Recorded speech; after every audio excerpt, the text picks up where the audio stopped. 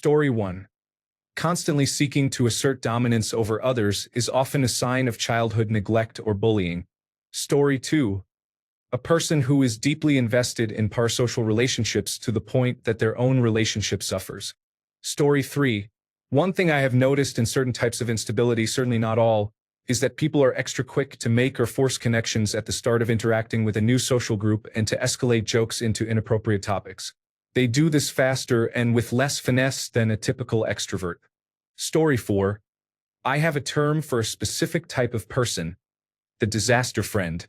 It does not matter when or how often you see them. When you do, they never ask how you are. Instead, they launch into a long rant about everything going wrong in their life and assume you know the context, no matter how long it has been since you last saw them. Their rants usually include people who have not paid them back, jobs that fired them for no reason, or claims that a former boss did something illegal. They describe being wronged in one way or another. It comes down to a complete lack of self-awareness. They free associate out loud. If you try to help, when things go wrong they make excuses and ultimately blame you. You did not tell me I had to be there at 8. They are constantly in crisis and always cast themselves as the victim, never acknowledging their own part. For the most part they appear functional, but the fact that they never have a moment of calm suggests instability beneath the surface. Story 5. Poor self-control and overreacting to small amounts of stress or inconvenience. Story 6. Subtle signs someone may be struggling mentally. 1. Neglect of self-care. 2. Social withdrawal. 3. Very rigid thinking. 4. Making quick, impulsive decisions. Story 7. Constantly posting quotes on social media about how they are the victim. Story 8. I am very familiar with mental illness and instability. I find many of these comments amusing. I know people in real life who can be quite neurotic and insist that they do not need help, to the point that they avoid it like the plague. On many occasions, denial is itself a sign. Story 9. It is an inability to sit alone with one's thoughts for any period of time without distractions. For someone who is not mentally stable, it can be almost physically painful to reflect on their life and think critically about themselves. Many workaholics are like this because cracks start to appear when they are not constantly busy. From the outside, they may seem well put together, but that is often a coping mechanism or a defense to avoid difficult emotions. They run on adrenaline and cortisol, and when burnout occurs, the body and brain force them to face their problems head-on. Story 10. Everything feels personal. It is malicious. It is intentional, not a coincidence or someone simply having a bad day. They hate you, judge you, and see weakness. The faces at the bus windows are hostile. Story 11. They cannot exist on their own. They need constant attention, whether good or bad. Story 12. I have a friend who has dementia. As the disease progressed, she became more childlike. Each day I say goodbye to a friend. Story 13. When someone cannot regulate their emotions, small setbacks or problems trigger huge, explosive reactions or a quick turn to violence. Story 14. If you know a person with severe depression, check in on them if, all of a sudden, they seem unusually happy. Although something may be making them happier than usual, this can be a sign they may be planning to end their life. They may perceive a light that only they see, and it is not a good light. Get them help as soon as possible. Story 15. They have periodic outbursts and meltdowns after stonewalling you several times. Seriously, something is going on there. It is as though they live in hiding, are overprotective of their inner selves, and hide all vulnerabilities. I had a family member who did that, and I did not feel emotionally safe around him. I was walking on eggshells all the time. I suggested that he get help, and that triggered a total meltdown. I was scared. Story 16. My best friend of 20 years developed schizophrenia at age 27. She was always an oddball, did not care what people thought, and laughed too loudly at her own jokes. Then something shifted. She began laughing to herself in a snarky way, as if someone were delivering one-liners only she could hear. Eventually, she started responding to those voices and doing what they told her, for example, driving down the freeway at 90 miles per hour while inhaling nitrous oxide from whippets. She was placed on an involuntary psychiatric hold soon after.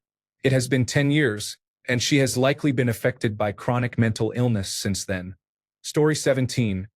A person from the dog park I go to told me that she is taking an online course so she can talk to dolphins and whales. We live in Colorado. Story 18. I stare at nothing for extended periods. I have complex post-traumatic stress disorder and several other mental illnesses. The dissociation is real, and I am extremely hypervigilant. I cannot function in crowds. I constantly read micro-expressions and body language and look for exits. I know I am difficult to be around, so I stay at home with my small dog. Story 19. Having unpredictable moods and reactions to mundane, everyday things. Story 20. This is an odd perspective and a bit of a self-observation about fingernails. You asked for subtlety, and I am being subtle. At my lowest, my fingernails were fragile because I was not taking care of myself. They would break at odd angles, and I did not have the energy to trim them. Now, every time I see someone with frayed, soft, or jagged nails that could cause accidental scratches, I tend to assume the person is not in a good mental state, and that impression has been accurate nearly every time. Story 21. Call all department leaders together to discuss the warrior ethos. Story 22. They publicly asked the nation to stop attacking pedophiles. Story 23. I know it is normal to drink a lot in your late teens and early 20s, but it can also be a sign of something serious. Alcohol use disorder is a serious condition and is often comorbid with other disorders such as depression, social anxiety, and some personality disorders. Check in with a friend who always feels the need to drink around others, and be kind and encouraging if they are sober. Story 24. They do not have friendships lasting longer than 5 years. As the parent of an unstable adult child, I have noticed that relationships often last 1 or 2 years. Most end after 6 months. Story 25. Long, rambling text with strings of words that do not go together or make any sense. Story 26. Arrested development refers to when someone lacks the understanding or maturity needed to maintain healthy relationships. It often looks like this. Person A wants to spend time with person B, but person B has work in the morning and needs to go to bed early. Person A takes this as a personal rejection and retaliates with childlike actions such as the silent treatment or passive-aggressive behavior.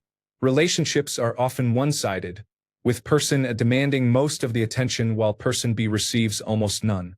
Story 27.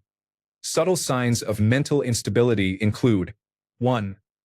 Has an off-putting, uncomfortable dark sense of humor. 2.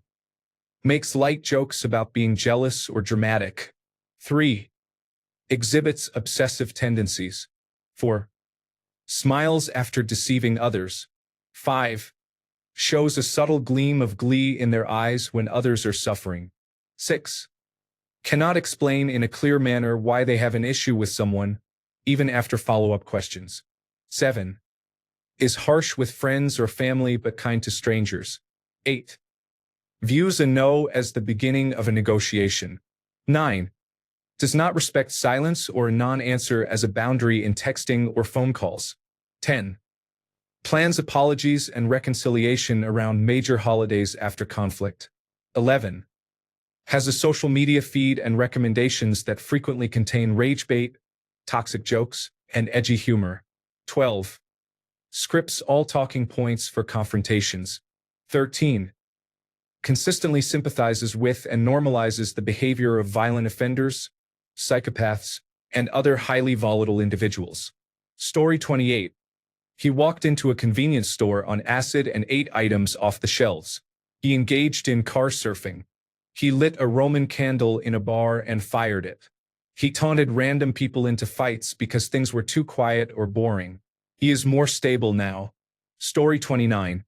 Creates constant drama, lives for chaos, has a victim mentality, lacks self-awareness and accountability, takes constructive criticism as a personal attack, believes they are not wrong when disrespecting others, frequently dumps trauma, speaks negatively about people they keep close, and does not respect boundaries.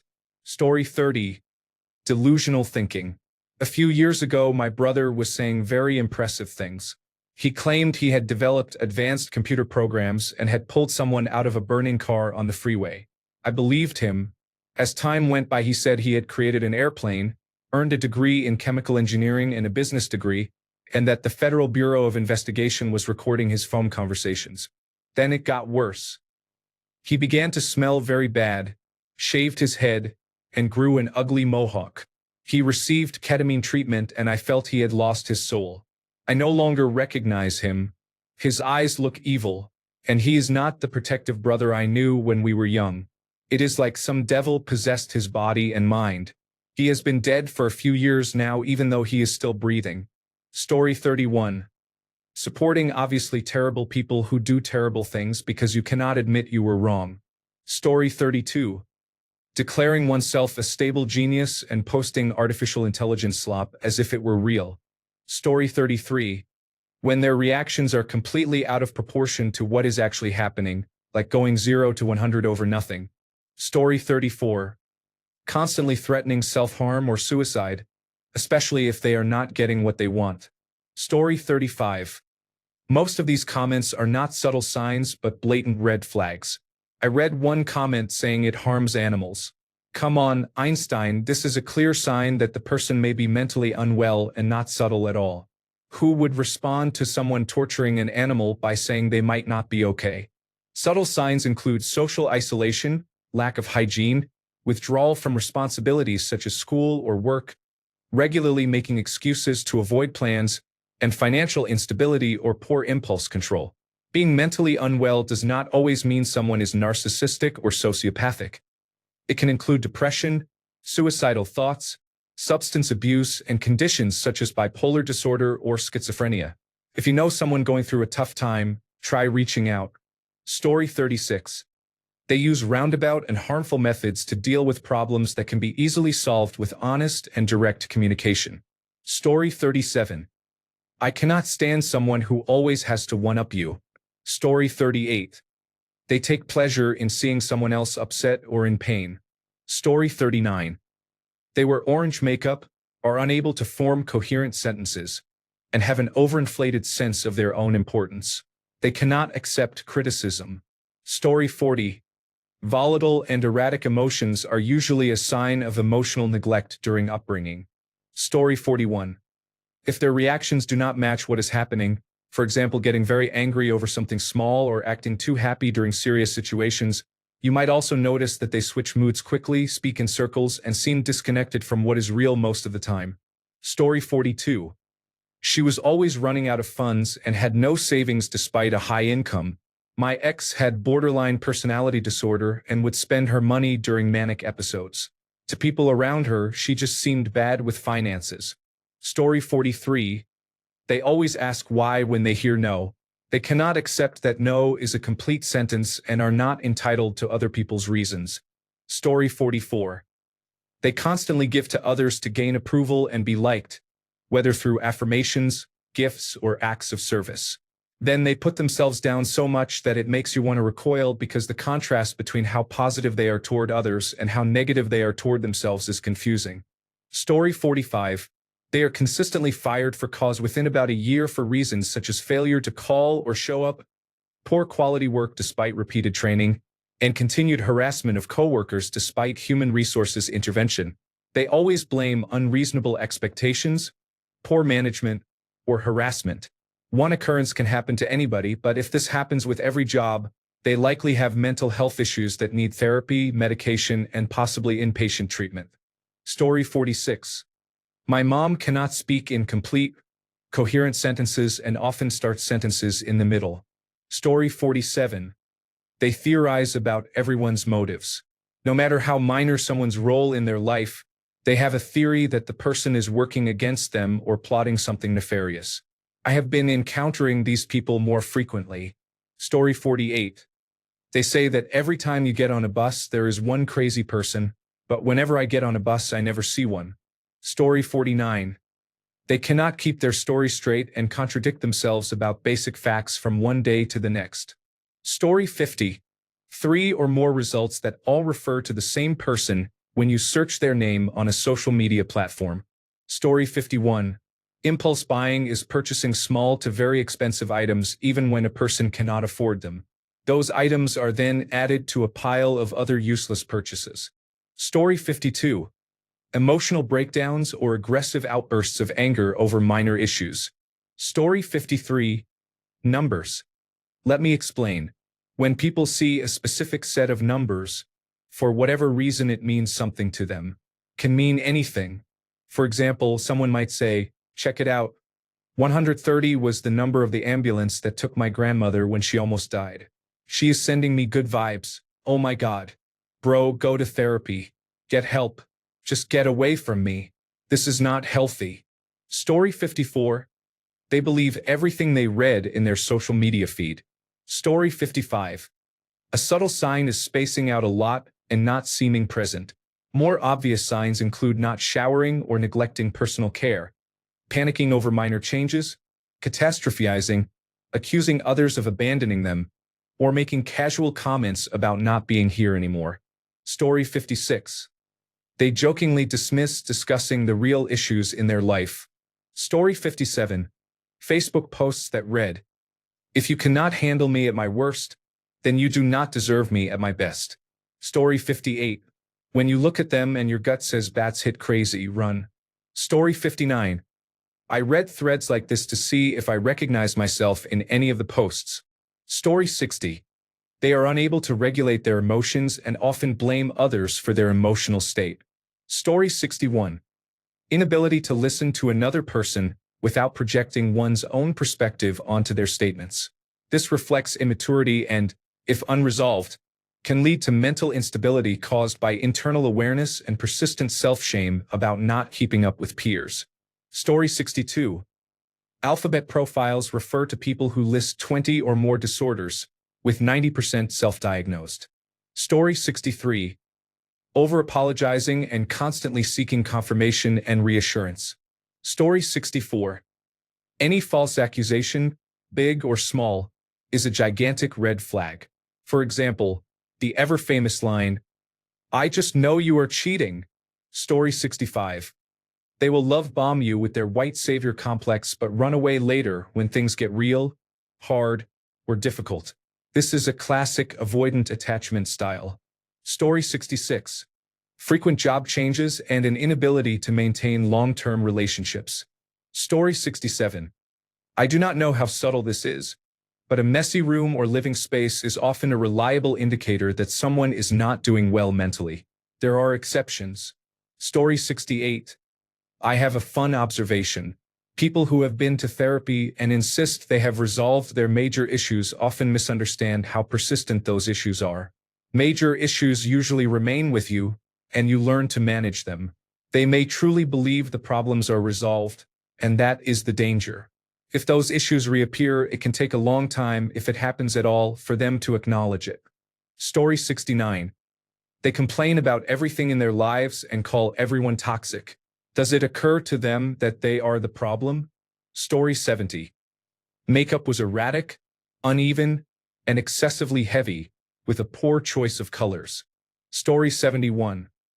A woman I worked with used to tell me what was going on in her life as though I were supposed to understand. She would say that Jan said she'd take her shopping, so she called Steve and told him to reschedule the appointment, the one for her eyes. I told her I didn't know who these people were and I didn't know anything about her eyes. Story 72. Setting one's hair on fire is a not-so-subtle indication and requires prompt attention. Trump should be watched closely and frequently. Story 73.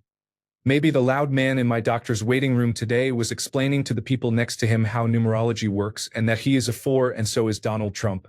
Story 74. Their facial expressions and effect do not align with their mood. Story 75. They repeat the same stories for years. It is clear they live in the distant past. Story 76. Picking on a small segment of the population that has nothing against you. Story 77. My cousin became suddenly angry at people who were just minding their own business.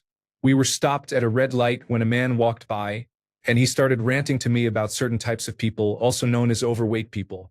I no longer associate with him because he constantly ranted about random people who were simply going about their day. Story 78. Anyone who makes false rape accusations against others is completely out of their mind to think that is acceptable. It does not matter whether the person is a woman or a man. People who do this should face imprisonment. False accusations can ruin a person's life. They can cause someone to lose their job, their spouse, or custody of their children, and can even drive some people to suicide, while the accuser may laugh about it. It is sick. Story 79. They laugh at their own chaos while everyone else is still figuring out the rules. Story 80. This may be an odd observation. I have two friends who have been diagnosed with bipolar 2 disorder. Right before an episode, they constantly post on Instagram. They post stories about everything, to the point that the little white progress bars are barely noticeable. Feels like digital rambling and nonsense. Story 81. They suddenly, without warning, delete their messaging accounts and apps, stop answering calls or text messages, and after more than a month return as if nothing happened. When you ask how they have been, they become irritated and immediately change the subject. Story 82. They laugh and say, "Just kidding." But no one else is sure whether they are actually joking. Story 83. Emotional overreaction or underreaction. Either nothing affects them or everything feels like a 12 out of 10. Story 84. I had a voluntary neuropsychological examination. At one point during an extensive yes or no section on a computer, the test asked if I had ever been instructed to do anything by a demonic or angelic being. I turned to the doctor and asked if that was serious. He said the fact I was questioning the existence of the question was a good sign. He added that they have a number of people who answer yes and do not see any reason to be confused. To those people, the question is perfectly sensible. Story 85. The fact that you are even asking me the question is the subtle sign. Story 86. Conspiracy theories stop being entertaining nonsense. They still function well enough to appear stable at work. But then someone will randomly mention in conversation that they take horse dewormer or that the basement of the pizza parlor was filled in with dirt. Story 87. Unable to process the most basic emotions without help. Story 88. They'll smile in your face, act friendly, but behind the scenes they're gaslighting you and playing mind games to keep control. Those people are toxic. Story 89. 100% of the people I have met who casually mention chemtrails were taking antipsychotic medication. That is at least 5 people. Story 90. My mom is schizoaffective and bipolar. It is a subtle change of tone in her voice, a kind of lack of interest and care, and if you see her, her eyes are strangely different. It is hard to describe the unsettling look in her eyes. It is as if she has shifted and become someone else. It makes my stomach flip. As a child, I was left alone with younger siblings overnight, dropped at strangers' houses for days, and at age 15 had an exorcist-type ritual performed on me. Tongues were chanted over me all night. I was forced to stick my hands down my throat and vomit into a container repeatedly for hours, and I was slammed hard onto the floor when I tried to escape. I was told I wasn't her daughter anymore and that I had to leave at dawn. I called my father from a payphone. My younger siblings were as terrified as I was that I would be murdered, all night. Needless to say, with my mom there is a change in voice, reduced care, interest, and empathy, even for grandchildren, an expressionless face, and a change in her eyes. People either do not notice or tell me she seems off-kilter and do not know what to do. There has not been a major event to put her in the psychiatric ward for a few years. Story 91.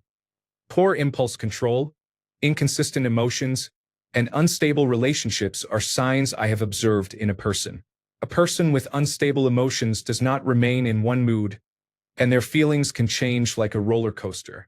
One moment you are the best to them, the next you are the worst. They constantly seek control and dominance and have a practiced tendency to shift all blame onto you. Story 92. Hiding away from others and isolating oneself is a common symptom of depression. Story 93.